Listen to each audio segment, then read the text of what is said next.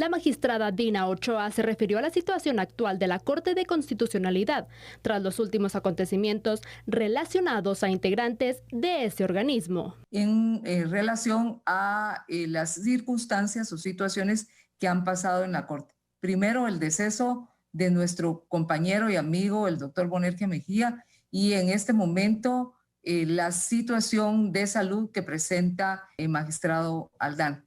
El día de hoy ha salido en un comunicado que lo rechazo rotundamente, diciendo que a consecuencia del estado de salud de alguien se había suspendido el pleno. Luego, algunos medios de comunicación me han entrevistado diciendo que se debe en mi causa. Yo efectivamente, pues sí tengo algunos quebrantos de salud. Manifesté esto al pleno, pero no lo he manifestado en este momento, sino lo vengo manifestando hace aproximadamente 3 o 2 semanas. Por la carga de trabajo que hemos tenido y por toda la situación, no se ha podido o no he podido pues, realizar los exámenes. El día de hoy tuve que movilizarme para recibir la constancia de poder realizar los exámenes y pedirle al seguro la autorización. Yo me encontraba en otro lugar que no es mi casa, les manifesté, pero sí me presenté porque el último día habíamos acordado que se iba a hacer un planteamiento específico por mi persona, un planteamiento específico que ellos, o sea, mis colegas magistrados iban a recibir. Así se hizo. En relación a los quebrantos de salud del magistrado titular Neftalí Aldana, que le han impedido ejercer el cargo, la togada señaló lo siguiente. El planteamiento, haciendo un resumen, es establecer que se pueda otorgar la cesantía tal cual lo solicita la familia del magistrado Aldana. Se acompaña alguna información de parte de sus hijos y su esposa, específicamente un certificado médico que creo que si en anteriores oportunidades se le había dado valor probatorio para suspensión o el otorgamiento de su ausencia, pues en este momento, en la última sesión en donde se le otorgó permiso sin goce de salario, se hizo constar que se necesitaba que se acreditara nuevamente con un certificado. Este certificado en donde pues nosotros creemos, los tres, creemos que tiene el respaldo de esa fe que cualquier médico puede extender. Entendemos que nuestro compañero pues está en un proceso de recuperación, pero no es un proceso de recuperación inmediata. Eso lo entendemos y también manifestamos al Pleno nuestra preocupación, nuestra gran preocupación por los derechos del magistrado Aldana.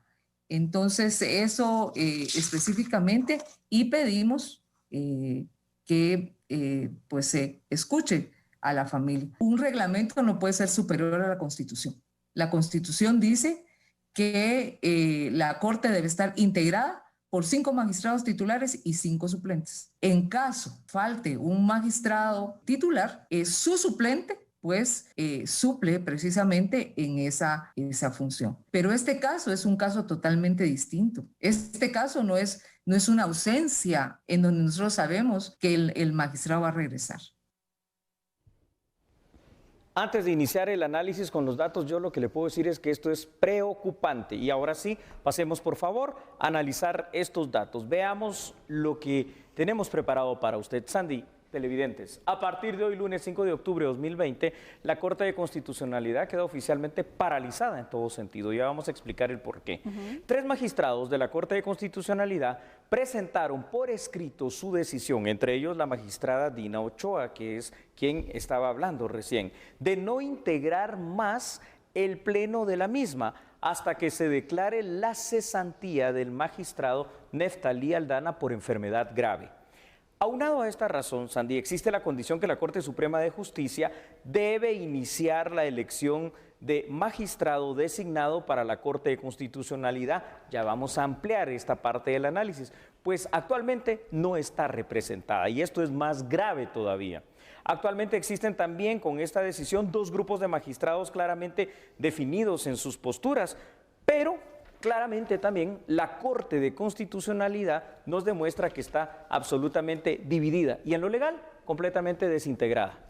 Julio, lanzo la pregunta entonces que tenemos y es en cuanto al Tribunal Constitucional, ¿hay o no hay en Guatemala entonces con todos estos antecedentes? Hay, porque están nombrados, pero no puede funcionar. Explico por qué. Y por favor, voy a requerir la atención tuya y la atención de usted. ¿Sabe qué dice la misma Constitución Política de la República de Guatemala para la integración de la Corte de Constitucionalidad? Que tiene que haber un magistrado titular o en su defecto un magistrado suplente de 5 cuerpos colegiados que son los que designan a quiénes son esos magistrados. En otras palabras, lo voy a poner de esta manera. Tiene que haber un representante, en este caso ya sea titular o suplente, de lo que es el Poder Ejecutivo, el Poder Legislativo y el Poder Judicial. Pero además tiene que haber un magistrado titular o suplente de lo que es la Universidad de San Carlos de Guatemala y el Colegio de Abogados y Notarios. ¿Qué pasa en este caso específicamente? El magistrado Neftalí Aldana tiene más de 3 meses de no presentarse. De hecho, la familia presentaba la situación médica, una situación grave, evidentemente en su estado de salud. Entonces uno dice, bueno, él es el magistrado titular. ¿Quién es el suplente de la Corte Suprema de Justicia designado por ellos?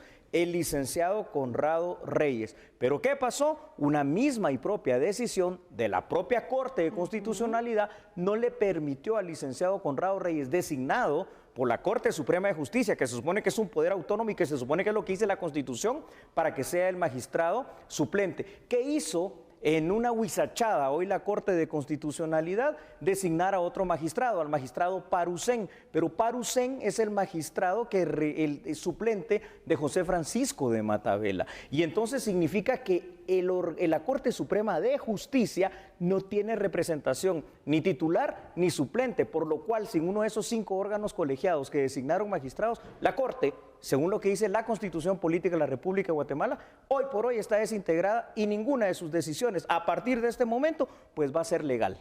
Julio, pero obviamente se debería respetar esa independencia de organismos de Estado, ¿no? Porque obviamente si cada uno tiene una representación y en este caso la Corte Suprema de Justicia ya estableció, pero la Corte de Constitucionalidad se niega a aceptarlo, entonces también ¿dónde está la forma de buscar una solución al problema? Porque tomemos en cuenta la situación actual, cómo se encuentra, pero imagínate, ojalá no pase. Pero ¿qué pasaría si otro magistrado titular o un suplente, por ejemplo, resulta contagiado del COVID-19 también? Porque hay que recordar, hay todavía el peligro y nadie se escapa de contagiarse de esta pandemia. Entonces también previendo estos escenarios debería tomarse una decisión pues ya definitiva para de esta forma no poner en riesgo también las resoluciones y las situaciones que se puedan venir presentando. Te voy a dar rápidamente, antes de los otros datos, la respuesta legal y la solución a esto, que debería ser muy simple. A ver, número 1, dice el artículo 44 de la Constitución, usted puede ir a revisarlo, y dice el artículo también 204 de la misma Constitución, que si una resolución no respeta el mandato constitucional y evidentemente la misma resolución de la propia Corte de Constitucionalidad no respeta el mandato constitucional de respetar la designación de uno de los magistrados, en este caso el representante suplente de la Corte Suprema de Justicia, que es uno de los 3 poderes del Estado, entonces dice que esa resolución es nula ipso iure. Artículo 44, artículo 204 de la Constitución. ¿Eso qué significa, Sandy? Que es nula de pleno derecho. Significa que no nace a la vida jurídica. En otras palabras, para que nos quede más claro, no se debe de acatar ni de cumplir, por lo cual el magistrado Conrado Reyes tiene que ser y debe ser quien asuma, porque para eso fue designado por el poder denominado Poder Judicial, como representante de ellos ante la Corte de Constitucionalidad. Y que ellos lo deben hacer, Julio. Totalmente. Esa es la vía legal, no hay otra. Más datos, por favor, Sandy. Por supuesto, porque obviamente eso genera una serie de pronunciamientos respecto a la viabilidad o no, o a la legalidad o no de la conformación de la Corte. Para algunos analistas en temas de justicia, la Corte de Constitucionalidad sigue estando conformada y podría seguir en funciones, Julio. En teoría, sin embargo, sí, ¿no? la realidad también marca que no podría convocarse a pleno válido, ya que no se llegaría ni aún con los magistrados suplentes a 5 integrantes de la CC.